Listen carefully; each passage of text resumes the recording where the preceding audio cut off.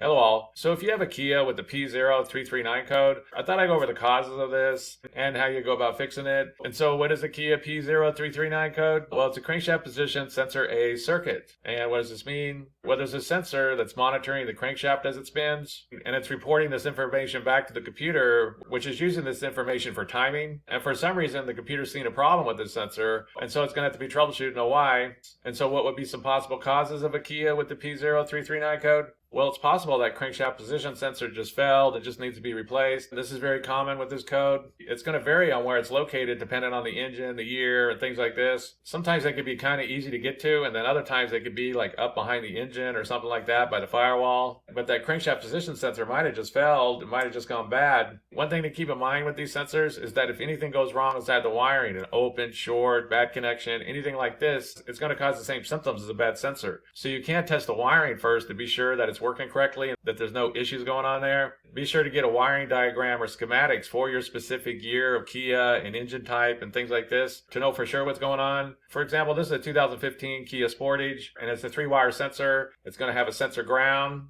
It's going to have power coming in on one of the pins when the key goes into the on position. And then it's going to have a signal wire that's going back to the computer. So you can use a multimeter and test the wiring. Another thing to check that's quite oftenly overlooked is that there could be a blown fuse. Again, you have to look up your specific year of Kia and everything to know where the fuse is located. But for example, this is a 2014 Kia Optima, and it's going to be the sensor 2 fuse, which is going to be inside the engine compartment fuse box. And basically just check this fuse. If that fuse blows, then that crank sensor is not going to be able to work. And if it did blow, there might be some problems inside that wiring that need to be troubleshooted to know why that fuse blew. But one of the things to go and check is going to be for a blown fuse. And one thing to mention about crankshaft position sensors is dependent on the year, the Kia, and the engine type and things like this, it might need what's called a relearn procedure. And this is going to vary. It's going to depend on the Kia. Most Kias I've seen, they don't need a relearn procedure. They'll just work as soon as you replace the sensor. But keep in mind, crank sensors can need a relearn procedure, which will have to be looked up for that specific engine. And if this is the case for your specific Kia,